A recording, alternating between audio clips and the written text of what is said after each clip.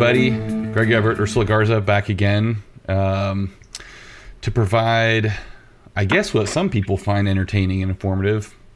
We haven't quite figured out why, but glad you guys are still listening. Go to healthiq.com/catalyst. Go check out their little application to get life insurance rates. They'll get you better rates because you're a weightlifter or a person who lifts weights, depending on what you would actually classify yourself as. In either case, they've got a bunch of science to back up their claims that you are healthier and therefore you should get cheaper life insurance rates. healthiq.com/catalyst.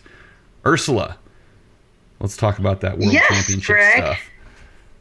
Well, as hopefully everyone knows, we are hosting the World Championships again this year, the Senior World Championships, which is the big dog, in Anaheim, California, and we had hosted them in 2015 in Houston, leading up to the Olympics in Rio, and of course this time it's because it's the year after the Olympics. We know that it's not like usually the 2 years preceding the Olympics where it's as big of a deal, because we're used to the 2 years preceding the Olympics being part of the qualifying process for the Olympic Games. At least that's how it's been done in the past. And so it's more akin. We're used to seeing a little bit lower participation, and sometimes Olympians don't actually participate in that next year. And there's a lot of peculiarities about the post-Olympic year. But in any case, it's a good time to showcase new talent and to see lifters from around the world.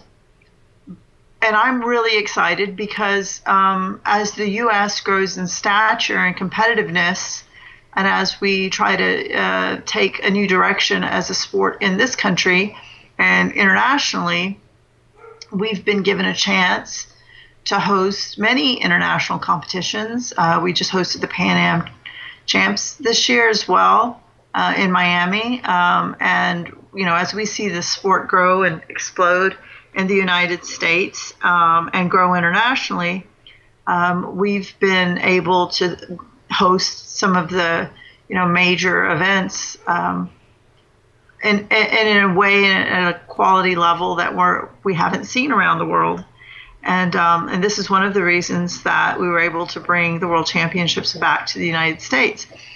And this hasn't been done since the early 1900s, where we've seen 2 World Championships back to back in one country. So it's a pretty major accomplishment. It's earned us recognition and support from different organizations nationally, and from a newfound cooperation with the United States Olympic Committee and the International Weightlifting Federation. Unfortunately, it's not all pie in the sky. As we know, there are other problems going on in the world of weightlifting, and we're also having to deal with those. But it is the World Championships, and that's final. This is the World Championships. And, this is me from my own position as just a former weightlifter and a current coach. I'll coach Colin at the Worlds. I know you and Amy will be there with Jess. And I know I have other positions in the sport, but this is just me coming at this as a coach. Derek was also named to the top 12 on the squad. He's opted to compete at American Open instead of competing at Worlds, as they started to have to make decisions about the top 10 and the top 8. For his reasons and our reasons, we looking at how realistic it was in preparation and other things. Those were decisions that were made. But in any case, it just, on a personal level, it starts to irk me when I see a lot of social commentary around the fact that 10 countries have been banned because of drug use, and somehow this is no longer World Championships without those 10 countries. Well, excuse me, those 10 countries were in violation of rules that have been longstanding. So in a sport that has 192 plus, I think it has 193 actually, member federations, minus 10, even if they are 10 that you're used to seeing on medal stands, I don't see that as no longer an international sport. I mean, it's 10, and it may be the 10 that your favorite 10, or my favorite 10, or somebody else's favorite 10, but it doesn't take away the internationality or the fact that it's still the World Championships. It's still the World Championships. The other thing that bothers me is the idea that this is somehow being directed by the United States. Like, yeah, it's a conspiracy. Like, yeah, we have made this happen. Oh, yeah, we for decades have encouraged all of these countries from around the world so that strategically in the year 2017 we could, kick them out of the World Championships that we knew we were going to be hosting because Malaysia wasn't going to be able to, even though they were originally guaranteed to be able to host it because of, shortfalls in their financial situation, that we knew all that was going to happen. It's a complex plan, Ursula. Yeah, I mean, we are God. I mean, if we could do this, I should be president of the United States. That we had this, vast decade-long conspiracy to make all of this happen.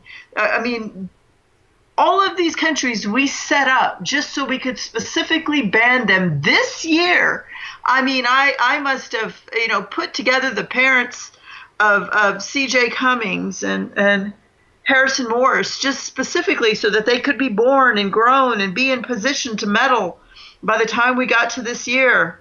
And get all of these. I mean, come on. It's just ludicrous to think that there was some grand U.S. conspiracy, as if we ever had the power alone to make this thing happen. There is an entire executive board that unanimously voted before the United States had representation on the executive board. Before the United States had any representation on the executive board, that voted that these countries should be dismissed from the world for a year. So I don't know where anybody gets these cockamamie ideas that it was some sort of U.S. involvement. Now, the fact that we went in and picked up a World Championships that didn't have anybody ready to host it in less than a year, because we got it last year in October. So we had to put together a World Championships quick-like. And fortunately, we were ready to go. Yeah. We had a package with Anaheim. We had already made a bid for a Junior Worlds that went to North Korea originally. And we were standing in line waiting to see what was going to happen with that. And when it was offered that, this was a possibility, we jumped in line and said, we're ready to go. So let's all settle down, internet. Yeah, I mean, it's just so insane. I know that everybody wants to. I guess everybody feels good. It must feel good to blame other people or for whatever they don't like. But sometimes people just get in trouble for doing things wrong, and there's nobody else to blame but like the people who actually did the wrong thing. Yeah. And it's really easy just to keep pointing fingers at somebody else and like shifting the responsibility. They call them red herrings, right? They throw out red herrings and say, oh, it's. So that leads me to another thing that irks the shit out of me. And that's this thing with the visas. So not only did we somehow strategically plan to throw out all of these countries and make this happen just so we could win medals, the truth is, even with these countries here, we're in the same position. Like, I mean, to think that the U.S. wants to win medals with countries not represented is just silly. Like, the Americans want to beat other clean athletes on a clean playing field. That's what the Americans have always wanted. And I know that because I was an American on an international stage, and that's what I wanted. And the American athletes that are on the senior world team, I've been friends with most of them over the last decades. I've stayed on the scene as a coach, and I've been involved with many of them. And that's all they want. It's the same thing I wanted. And that's why I probably have close relationships with a lot of them, because I know the frustrations and I know the work that goes into it. And I know how much it eats at you when you have to go up against someone and they're not playing on the same terms that you are. Yeah. And it's bullshit. And so, I mean, I understand that the other countries have another culture and they've been raised a different way, and they don't understand our culture and we don't understand theirs, and they think we're full of shit and that we're actually doing what they're doing, but we're not. And they can come over here and stay in our houses and let USADA come and knock on the door at 7 a.m. They're welcome. And they'll understand that that's not how we live as American athletes, if they don't believe it. But, to go on, and I see it from, the Russian social media too. And I know the president of the Russian Weightlifting Federation, he is trying to make changes, and he has a huge task ahead of him. And I think he genuinely is trying to lead that organization. And that's a monstrous task. Like, I have enormous respect for him understanding. And I see him sometimes in the same position that I'm in here, where you're trying to explain to thousands of people that don't get it, like, what's going on, from both sides. Where we have to give them a chance to reform, and we can't, but we still have to give them a chance. We have to give them a chance to reform, right? We can't just say, okay, you're out forever. Like, we have to give them a way to get back into the game, but they have to come back clean, right? But we still have to create that chance, because just throwing them out isn't going to solve the problem. And we have to create solutions, not just punishments. Well, those punishments don't work. We've seen that. Punishments is just putting someone in prison, and then when you let them out, they're the same person that you put in. Well, more importantly, though, the system is still in place, so you can sanction individual athletes. They can disappear off the scene. They're going to be replaced the next day. Right. So we have to work on reform. And I'm going to talk a little bit about what the Tbilisi Commission did, and then what the actions that are required for these sanctioned countries are. Because a lot of people don't understand that it wasn't just you're sanctioned for 12 months. It was you're sanctioned for 12 months, and in these 12 months, these are the things you have to undergo to be able to come back. Yeah.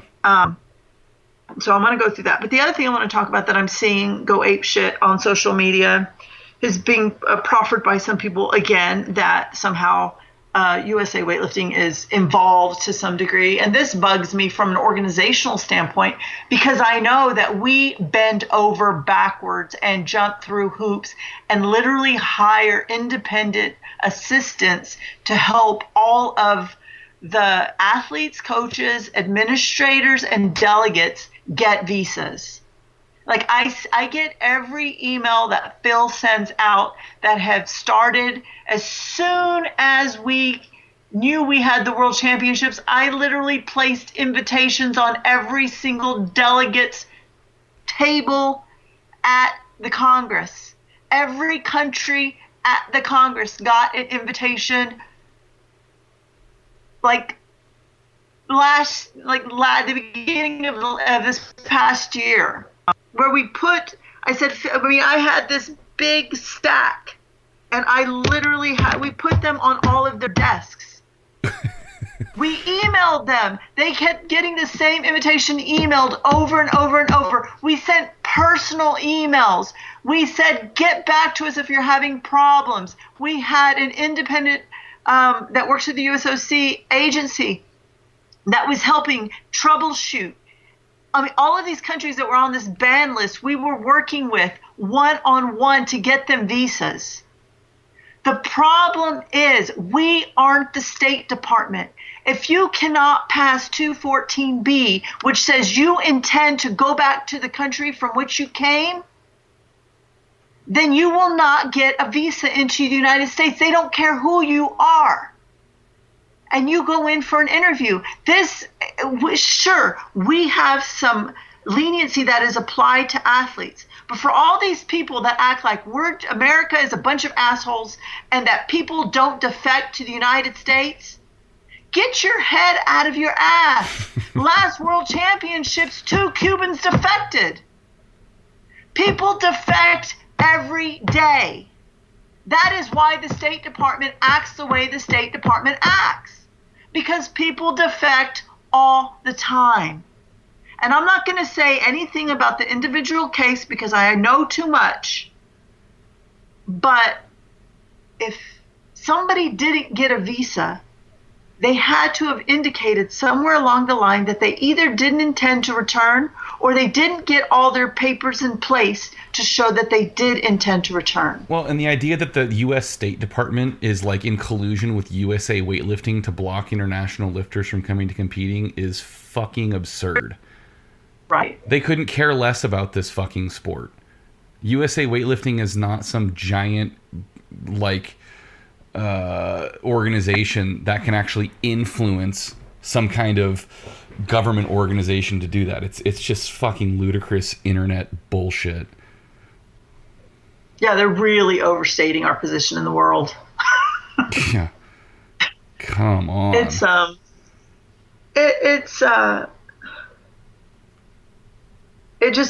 mind-boggling. It's mind-boggling. I mean, I look at some of this stuff and I used to want to respond, and now I literally just laugh. You can't. I'm just like, does anybody, did the person who wrote this really believe what they were writing? Well, if they did, you actually arguing with it and presenting them with, facts I just get to isn't going to change their mind because they obviously had no interest in that. That is,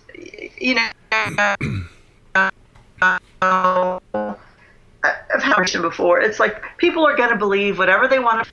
The truth is, the way all of this works is that people can just put out whatever they want to say, and people want to believe it. They'll believe it. Yep. And it doesn't matter what you refute and how many facts you give. People just want to believe what they want to believe. And they just, they want to make a boogeyman. And so they make a boogeyman. And then they just, anything they can get that substantiates that that's their boogeyman, they just listen to it, without any, real processing of the believability of it. And they don't, they throw out any, if it's ludicrous or inconsistent or stupid or just unfactual, who cares? It fits their paradigm. So that's what it is. Yeah. And so, and right now there's just boogeyman galore. But anyways, I just wanted to point out that this is a World Championships, and I don't give a shit what anybody says. This is the fucking World Championships, and you should all go and see it because it's the World Championships. And we've got some fantastic American athletes that are going to be on stage, and we should all be proud because they've been training their asses off, and they're going to go do fucking amazing things. Yeah, and it sure as shit isn't and their if that fault doesn't, and if that you're those more countries worried aren't about here. If you're more worried about the countries that aren't here than your own American athletes that are here, then don't even talk to me. Just remember, there's still going to be 180 more countries represented here than there are in the World Series. So, I I mean, I love seeing athletes from all over the world too, and I'm friends with delegates and athletes from all over the world too, and I want them to all be there too. So they need to follow the rules so that they can come, because I'd love to see them there. Yeah, it's really not even that complicated. Yeah, they just have to. They're going to have to. Their systems are going to have to clean up so we can all be there as a big happy family, and everybody can follow the rules, and we can all be there together, and then everybody can compete and lift heavy weights, and it can be a giant throwdown.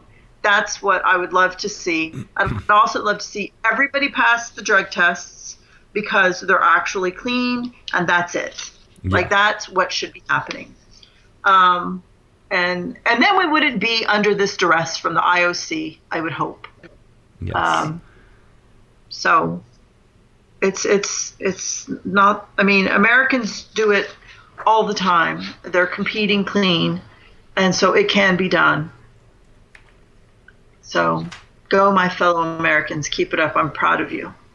I do want to talk a little bit about, because some of my friends who are reasonable people had concerns, and I don't think they were unreasonable concerns, but again, via social media, they were voicing some concerns. And so I took some time to talk to some of them about these concerns. And so I wanted to say a little bit about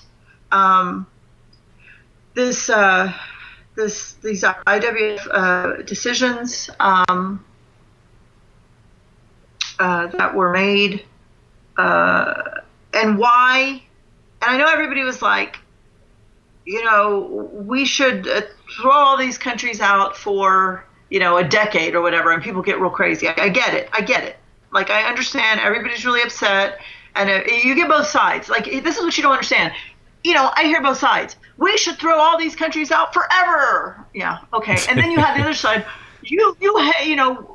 What a bunch of haters. Everybody should be able to do drugs. I mean, you literally hear both sides. And so it can't be both ways, right? There has to be a reasonable solution, and the solution has to have an effective end. So the focus, because that's what real policymaking should be about, is to create some, solution-oriented policy. And I'm not saying that that's, it's all in place.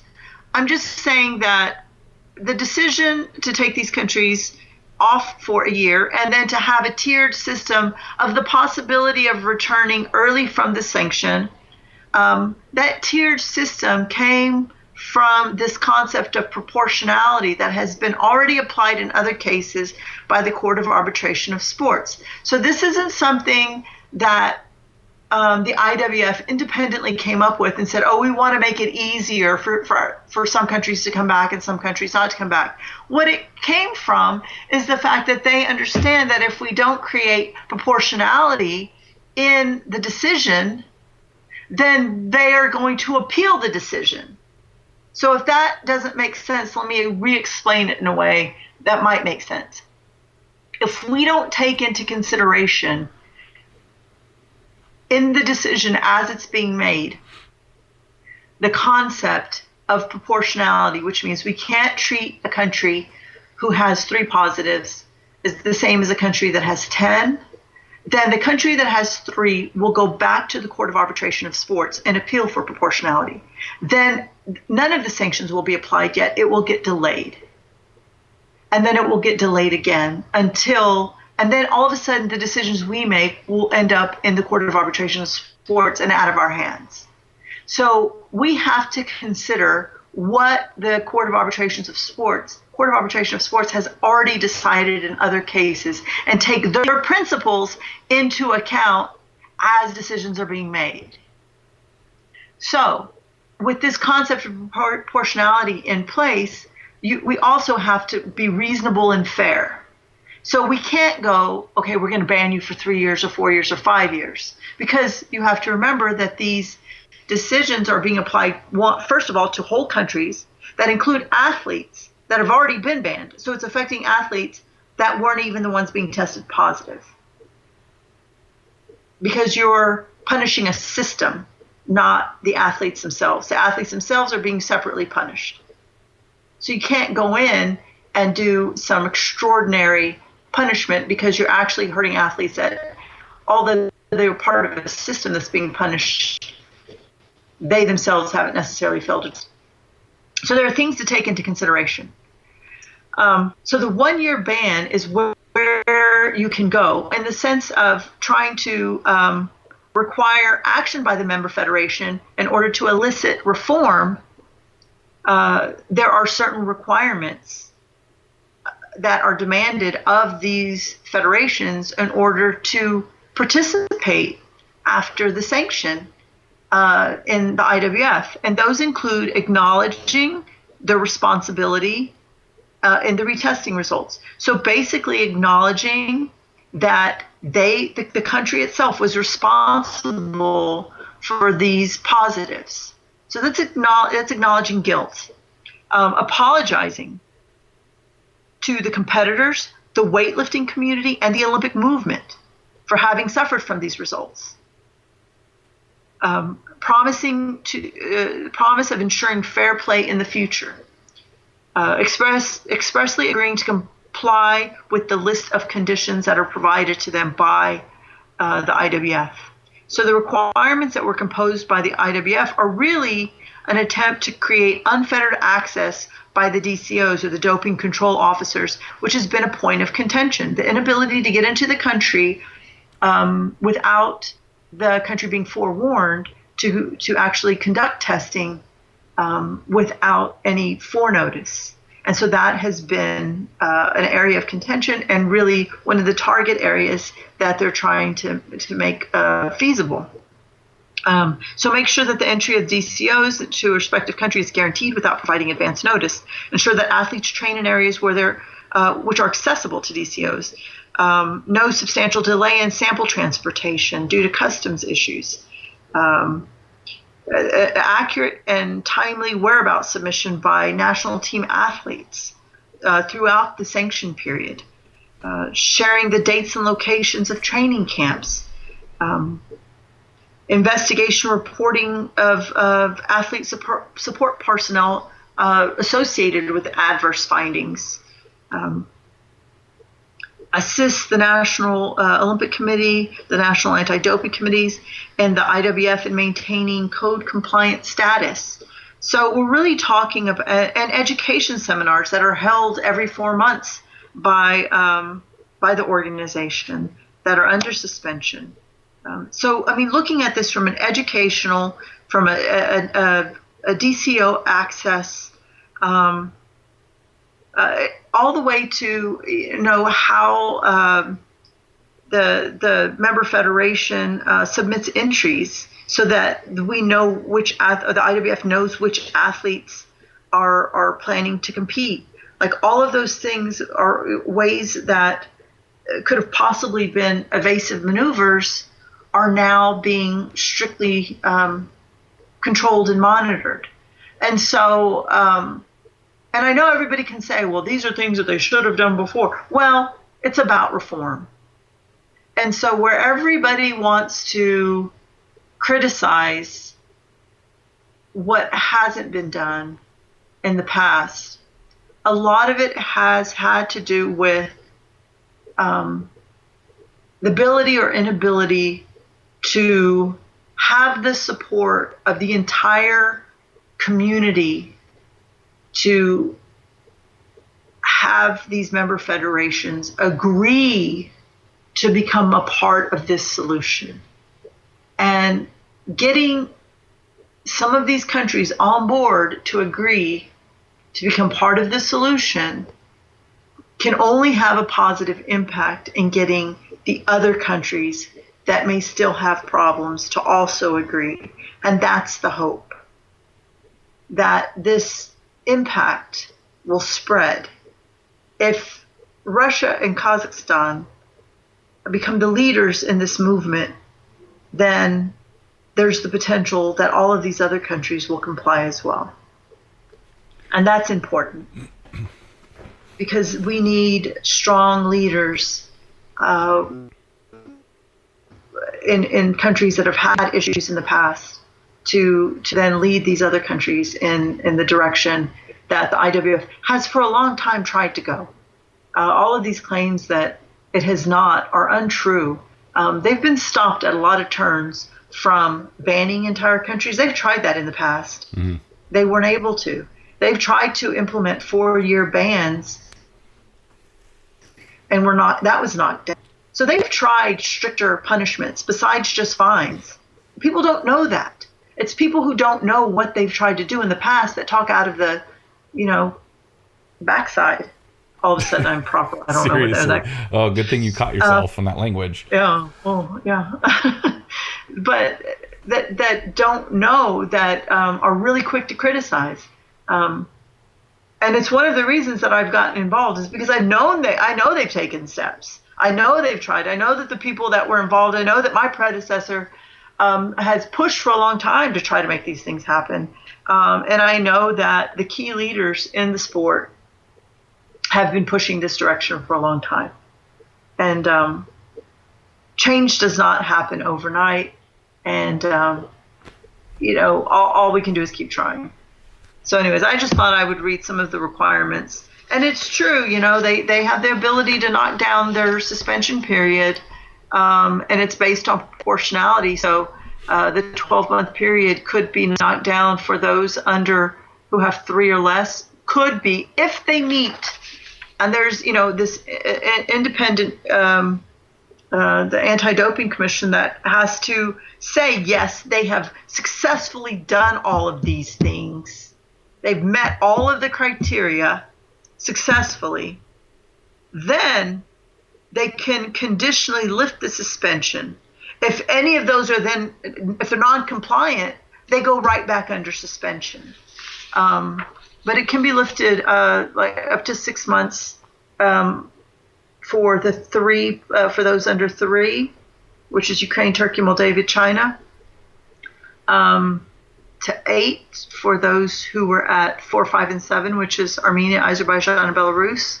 And it can be lowered to 10 for Russia and Kazakhstan. And I have a whole lot of hope for Russia because I know that Maxim had already started the process. And I visited Russia and the Russian Olympic Committee, and there was already kind of this, and I know that you don't necessarily see this on some of the social media sites that are in association with Russia, because some of them aren't actually run by like the Russian Federation. Like they're run by individuals. They appear to be run by the Russian Federation because they carry the name, but those aren't the actual Russian Federation social media sites. So you have to be kind of careful with those. It was one of the things that I had noted when I was visiting with the Russian Weightlifting Federation. I was like, is this y'all's Instagram? And they're like, no. It was like some individual was running it. I was like, well, that was a mistake because they just hijacked your actual, what should be your Instagram. Yeah, you think they would find ways to work on that, but... Yeah, well, but it's in English, so... But anyways... The first tip-off. Yeah.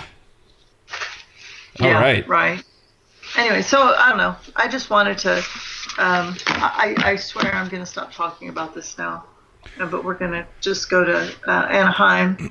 I hope to see everybody there in the cheering section for the Americans, for those or for your countrymen who are competing. And if you don't have countrymen there competing, feel free to cheer for everyone. I will be. Just go enjoy some freaking weightlifting. Quit being such a tool about it. You know what I love about not having like a clear, like someone's going to whip everybody's ass by 15, 20 kilos. I love having close competition and we don't know who's going to win. Exactly. I mean, like that's what competition is about. Yeah. Like it's so much more fun when, when it's like, what was that 12-13 Astros game? I mean, it's so much less fun when it's like 5-0 ass whooping. Like right. it's so much. I mean, except unless you're a Stros fan, then that's a lot of fun. But it's so much more fun when something's like close, competitive, and it's like lift to lift to lift. Like the nail biting competitions are the fun ones, and world records will reset. Like that, it doesn't. It just has to be the heaviest that anyone's doing at that time to be a world record. Everybody was as excited about world records in 1960 when they were nowhere near what they are now as they are what they are now. Like, it just has to be the heaviest that anybody's doing on that day for it to be exciting. Yeah. Like, we go to a local meet and everybody's cheering for the person who's lifting the most, even though it's half of what somebody lifts in nationals in the B session. It's still exciting, you know? I know. I just don't, get why everybody has to have like certain people there. I guess maybe one of the things for me is that there's been so much turnover in the sport since I've been involved, because it's been 30 years. Like, I remember when, X lifter was like the big lifter, and then X lifter was like the big lifter, and then X lifter was like the big lifter. There's been like every, 3 to 5, 7 years, there's like a new like superstar, and then and you're like, this is all fleeting. Yeah. There's going to be another superstar. So let's just keep moving along and not get so stuck on, if this person's not there, it's the end of the fucking world. Because there's going to be another superstar. And when those superstars are gone, there's going to be other superstars. Let's enjoy the superstars of the day while they're there, and let's enjoy the new superstars as they come up.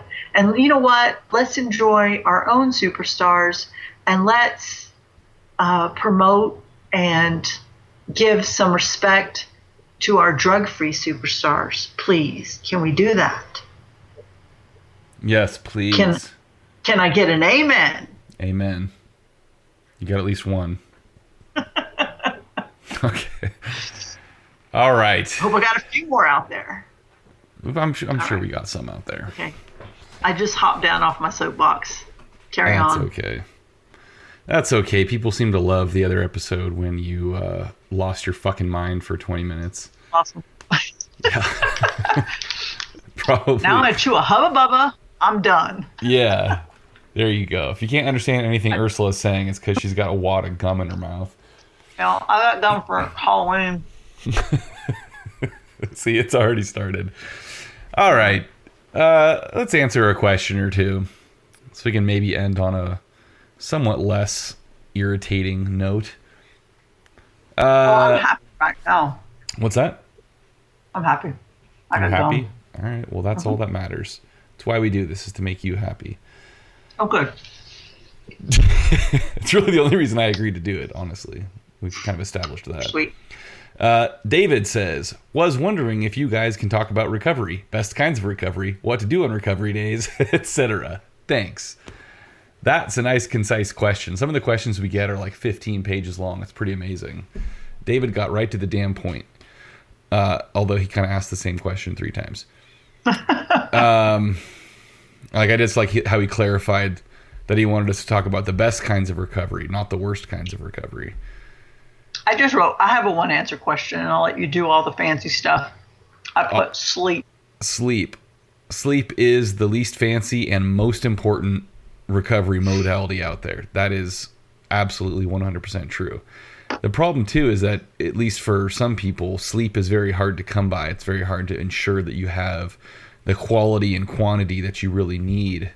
It's, if you have access to a hot tub, it's really easy to go sit in a hot tub. You can guarantee, you can make that work, versus you can't really guarantee that you're going to sleep well. So, obviously there's a lot of information out there on sleep. That's why I put sleeping pills next to sleep. I'm kidding. I did not. Well, I did, but it was that's a good thing to bring up though, because sleeping pills. It's a double-edged sword, right? So if you're genuinely an insomniac, you're likely on some kind of sleep medication, whether it's prescription or over the counter, and people will always give you shit like, oh, well, that's low quality sleep. That's not good for you. Well, listen, motherfucker. Low quality sleep is a lot better than no sleep. So until you've been a legitimate insomniac who's sleeping like 1 to 2 hours a night, shut the fuck up about it. Because yes, it's not the best quality sleep, but if the two options are between not sleeping at all and having low quality sleep, guess which one is better? You can save the fucking like self-righteous medical stuff for someone else, because I don't want to hear that shit. So yes, if you can get sleep without sleep medication, of course that's preferable. Don't be a dick about it. There are some things you can do with sleep hygiene. Like I said, there's tons of information out there. It's not really hard to find. Real basic stuff is like trying to have a consistent routine, so you're going to bed the same time every night, you're getting up the same time every morning. You don't do things in bed besides sleep and have sex. So you're not teaching your body that, oh, I get in bed and then I watch TV, or I get in bed and I screw around and, you know, play games for 2 hours. You know, your body, your mind has to understand that bed means sleep or getting laid. That's a fair use. You know, things like having your room dark, relatively cool. I think that like 65 to 67 degrees is considered the sweet spot. I keep trying to tell people this, and no one believes me. I just want everybody who's had to share a room with me at a hotel. I want you to say that again, 65 to 67 degrees. Yep. Because I like to sleep with it right around 68, and they all act like I'm a polar bear. Like, everybody makes fun of me. Like, it could be hot as hell outside, and they come inside, and they're like, oh, it's cold in here. I'm like, well, what would you expect? Yeah. It's hot outside. Of course right. It's cold in here. The one exception Well, you think I'm going to have it hot in here, too? Well, one exception, though, is Jessica. So when we go to a meet, she keeps her hotel room really hot, like uncomfortably hot. She still wants to sweat or something? No, it's because if it's cool in her room, her joints get really achy. And plus, she's from Florida, so she's kind of used to that disgusting climate that I can't even breathe in. Humidity. So, yeah. But for actual sleep, I've had a few that's athletes not good for that you. do that. Yeah. So, sleep number one, of course. I would have a fan 2 inches from my face if I could. Oh, I would sleep in the refrigerator if I wouldn't suffocate. It's the one drawback. Also, it's uncomfortable. Okay. So, yeah, number one, of course. And then nutrition should pretty much go without saying. If you're not eating well, if you're not eating enough, obviously you're not going to recover well. That's a no-brainer. And again, nutrition is kind of beyond the scope of this podcast. We get lots of nutrition questions. We're probably never going to really answer them unless they're, you know, really general or extremely specific, just because that's such a that's just a whole nother fucking world. Area of expertise. Yeah. So it's just crazy to even get into that. As far as the actual recovery modalities besides those two basics, I'm a huge fan of contrast hydrotherapy. So hot, cold, hot tub, cold plunge, or even just in a shower, hot and cold, alternating that. Generally starting and ending on hot, but not necessarily if you're really, really achy, ending on cold sometimes is a better idea. So usually something like, 2 to 3 minutes in the cold, 5 to 8 minutes in the hot, something around there. I don't honestly think that's a huge deal.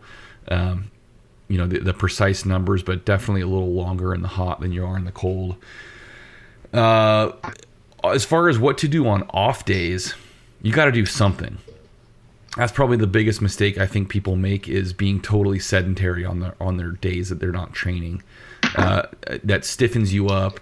It creates all kinds of problems. You end up feeling more sluggish the next day, typically. So you don't want to go out there and train necessarily, but you are still an athlete on your off days, so you got to act like it. Get out there and kind of, a simple thing to do is just to go through your normal warm-up. Go through some light monostructural stuff like rowing or riding a bike or jogging, something like that. Foam roll, do some dynamic range of motion stuff. Do some static stretching if you're into that kind of thing afterward.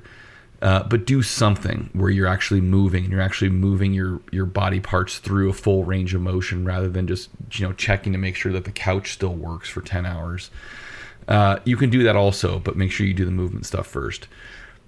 Massage, I think, is really helpful. I think it's more helpful for some people than it is for others.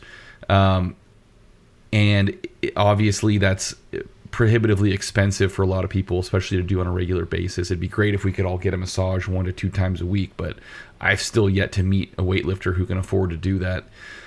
without some kind of sponsorship or deal with someone. But so do it when you can, once a month or something. And in the times that you can't do it, get on the foam roller, get on the lacrosse ball or the softball or whatever you use. And one other thing I'd add to this too is get off of social media on your off days. Give your brain a rest too. And I think, like I said, you're an athlete on your off days, but that doesn't mean you have to be on social media looking at what every single weightlifter in the world is doing, all your competition, all your non-competition, freaking out that you're doing the wrong thing and this other athlete is doing some weird exercise you've never seen. And, maybe that's the secret. Maybe that's what I need to be doing. My program's all fucked up. It's never going to work for me because I'm not doing this exercise. And it's stress and distraction that you don't need, especially on your rest days. So get outside, go get some sun on your face, get some fresh air, and do something that's not directly related to weightlifting, even if it has some movement involved. And I think you're going to feel a hell of a lot better when you come back to the gym. Anything you want to add to that, Ursula? Or are you busy chewing gum? Well, I'm she can't chew gum. gum and Can you hear podcast me? at the same time. And cast pods? Yeah. You can too. You hear my dog? Oh, yes. We all hear your dog. So I just jotted down a few notes because the contrast baths is what was my typical go-to because it was available. I did a lot of, this is from personal experience, I got a sonic cold plunge. And because I was involved with, obviously married to a former Soviet athlete, and that was their go-to. It was interesting because when I went to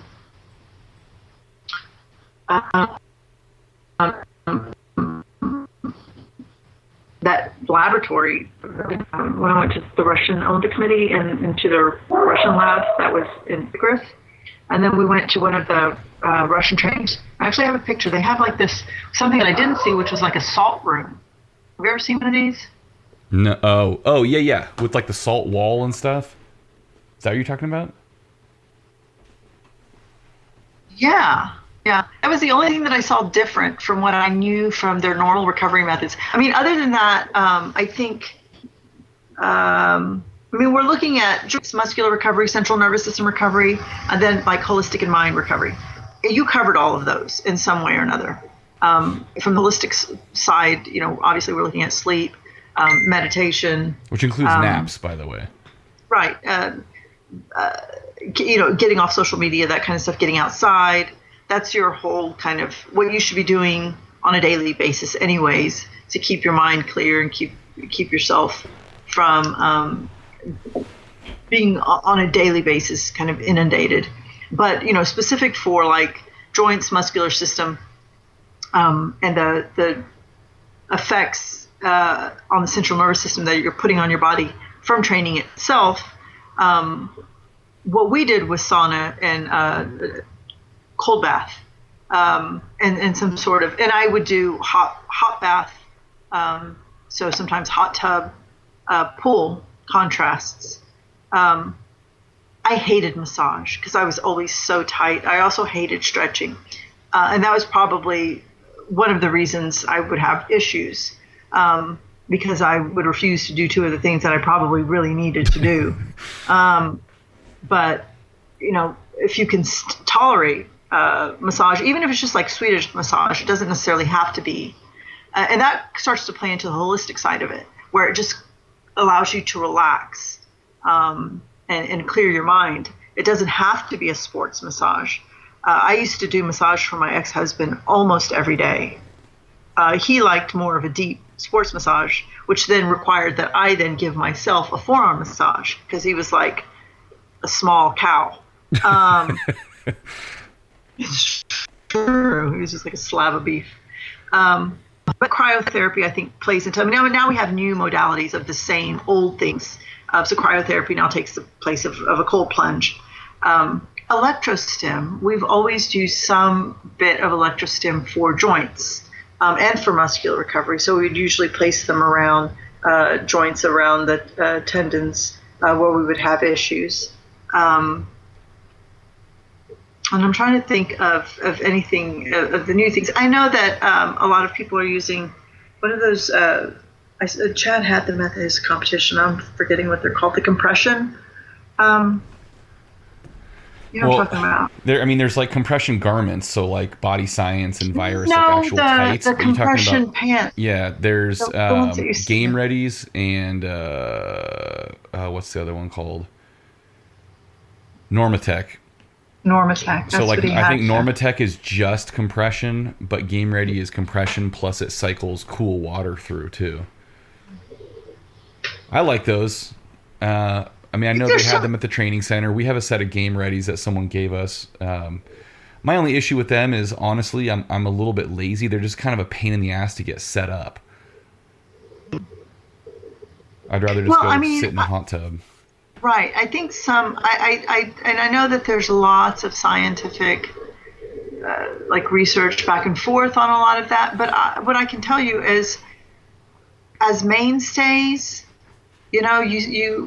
I know that in old Soviet methods, it was sauna, from sauna to the snow or sauna to a cold bath. And, you go into their modern training centers now and you still see the same thing. Yeah. Must be working for someone. So, yeah, it's long term. And I think from, and not just in that, I don't want to borrow everything from that. I'm just talking about what we know. And we see that in other countries too. I think it's fairly universal. And I'm just using that as kind of anecdotal evidence that it's not unique to just, that's what Greg likes, that's what I like. I think that's quite universal and historically still sound. Well, and no one studied that stuff more than the Soviets in, 60s, 70s, 80s. So I would say that if they're still doing it, they found pretty compelling scientific evidence to do so, or they would have moved on to something else. Right. Yeah, that salt room was intriguing. Yeah, those are kind of like new agey. They're supposed to, I think it has something to do with like electromagnetic frequencies and shit like that. It's outside my wheelhouse a little bit, but I would definitely not be opposed to trying that out. Well, I wasn't going to get locked in there, but it's like, y'all just leave me in here. Yeah, I don't want to get locked in a sauna either. I don't like being locked in anything, salt or not. All right. Well, I'm already dry enough as it is. Hammer Spencer's out real quick. This probably be a pretty short answer. It's a long-looking question. Yeah, that's okay. Spencer says, "Hey guys, enjoy your episodes. Thanks for putting good quality information out there. I think I know the answer to this question, but would love to hear how you would answer it. Or at least I've used some strategies in the past that have been semi-successful, but I believe there's a better way. What do you do with a lifter whose physiology makes them better at completing high repetition sets, even at high percentages, but have very little carryover to heavy singles? How do you train them to properly prepare for and complete maximal or near maximal singles when they have the ability to hit submaximal weights for an unreasonable number of reps? Both of you have probably worked with this type of lifter before. Yes. The type of lifter that is able to hit 90% for 5 reps in the back squat, but can't hit 95% for a regular single. Yeah, I have a couple of those. It's very weird. This is one of those things where it's a, neurological efficiency issue, where typically you'll see it broken down where, the higher or the more advanced the lifter is, the more training, the higher their training age is, the more neurologically efficient they are. So they can hit higher, single rep maximum weights, and that the number of reps they can hit of that 1 rep max at any given percentage is lower. But you also see disparities between men and women. Generally speaking, women tend to be somewhat less efficient compared to their male counterparts. So, for example, if you compare like your quote-unquote average female lifter to your average male lifter, that female is usually able to complete more reps at a given percentage of 1 rep max than the male is. And again, those are generalizations. That's not true across the board. But then there's because that ain't me. Right, but there's tons of variation individually, obviously, and that depends on a lot of factors, both I think genetic and kind of based on how they've trained. So of course, if you take someone and you train them for 10 years with heavy singles all the time, they're going to be very good at doing heavy singles. If you train someone, 90% of the time with stuff in the 70 to 85% range for higher reps, guess what they're going to be better at? So you can change what someone is naturally good at through that.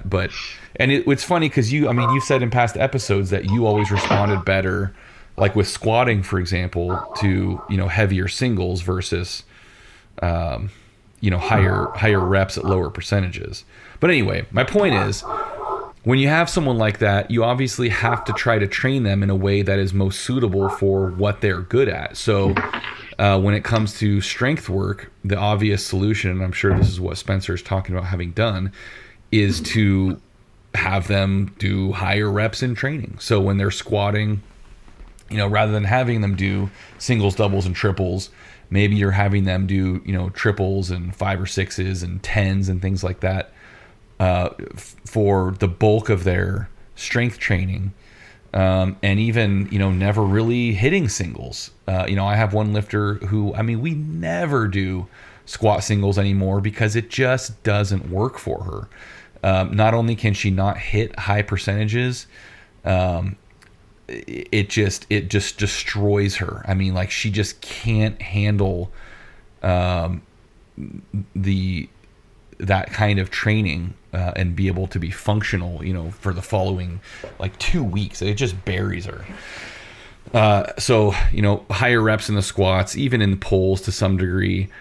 But then in the snatch and clean and jerk, we might do reps, we might do complexes and things like that, but not necessarily. We don't change that as much. We still focus on singles when it's getting close to competition time, because even if that might not be physiologically the perfect thing, at least mentally, they have to be comfortable with trying to hit heavy singles at high percentages, prior to going into competition. They're not going to go out there and take their, first attempt for a triple and just say, oh, just count the last one.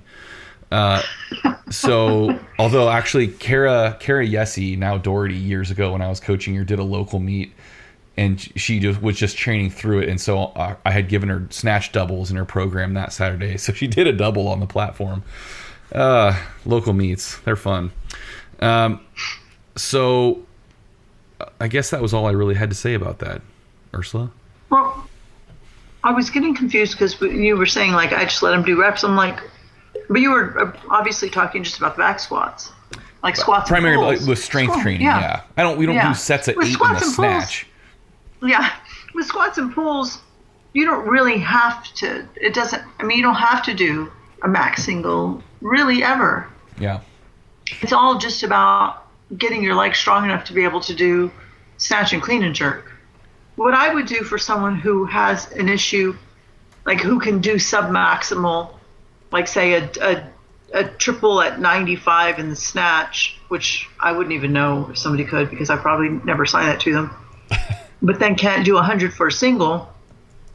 I would do that with somebody who maybe has a head issue, that needs the confidence to be able to hit that single. And I have some newer lifters like that who have to know that they can do, sub-maximal weight 3 times before they'll do the 100. They need to be overconfident. Yeah. So that might be the only time that I do that. And then they have to hit that 100 because you're like, come on, you just did 2 kilos less for 3 reps. You have to do 2 kilos. Come on. That's the Ziggy reference, yeah. You better be ready, guy. But if they're regularly doing something like that in the lifts, then I would have them take more singles at higher percentages on a more regular basis, and do a lot of waves with them if it's the lifts themselves. That person may need to train less, more submaximally with singles to learn how to do heavy singles. There is something I know. there's something to, and I think I've said this in a podcast before, where, so I mean, there's learning the technique, there's learning how to train heavy, and then there's learning how to lift heavy in a meet. And so you have to learn how to train at heavy weights and make those lifts when they're prescribed. And so you can't just hit your 90 doubles in training and then not hit your 95 single and 100 single in competition. Right? You have to be, that all has to translate, because the whole idea is you're creating in your training the background that then indicates that you can hit this new 102% or 104% or whatever you prepared them for. So you have to do all of the prescribed work to then predict the outcome. And so if you start missing the prescribed work, then that you're screwing up your coach's plan. Yeah, don't do that to your coach. This isn't about you. Yeah, one last thing I would add about that is when you have someone who needs more help with the singles, whether it's mentally or whatever, that on-the-minute training can be really valuable. I mean, I have a new lifter who is really, really mental about snatch. Her head is so far up her ass, it's back on top of her shoulders when it comes to snatches. She looks normal. Yeah, you wouldn't know it unless you watched her start training.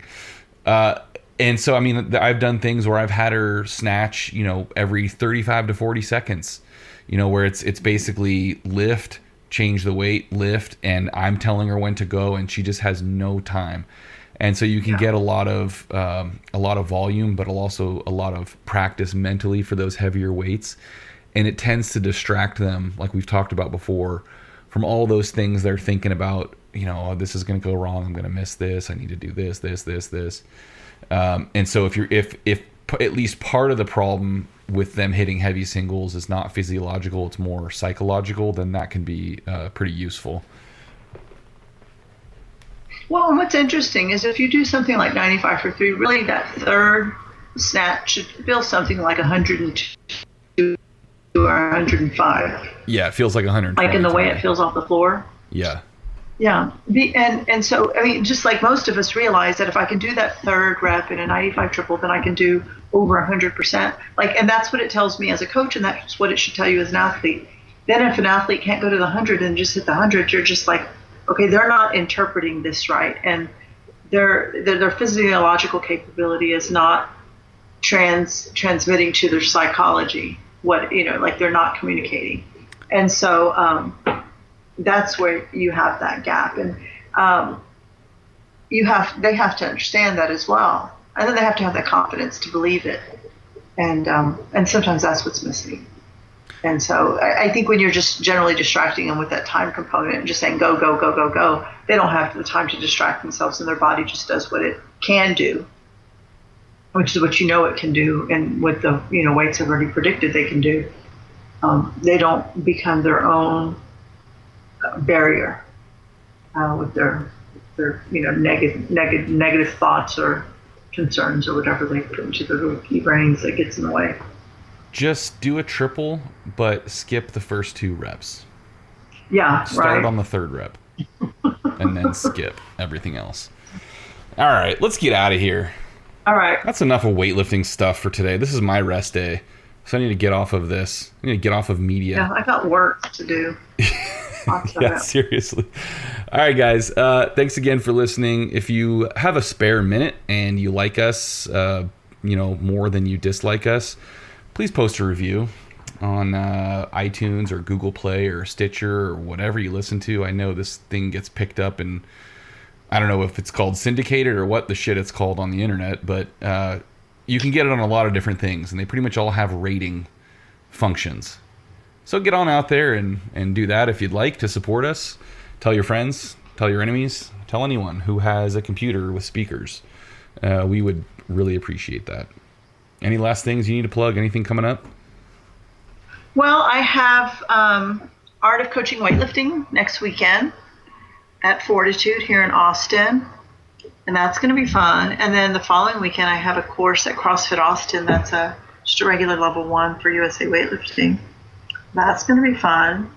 And then I'm off to Anaheim for Worlds and then the Americans. So I'll basically be there forever. So it's going to be a long few weeks. I don't know how we're going to cast pods there, Greg. We're going to have to move our whole thing. It's going to be interesting. It's going to be difficult. We may end up going on hiatus for 3 or 4 weeks, if we're being totally honest. I think we should cast pods from the World Championships. That's my suggestion. Okay, well, if anyone wants to donate a laptop and a little mixing board and 2 microphones to us in Anaheim, we'll go ahead and do that. We'll see. Okay, we'll keep you posted one way or the other. I'll bring my microphone. All right, guys. Thanks for listening. I'll bring my microphone. I'll just carry it around with me and talk into it. There you go. Perfect. You won't look weird at all. Who cares what people think? All right, guys. Thanks for listening. Yeah. Really. Okay, bye.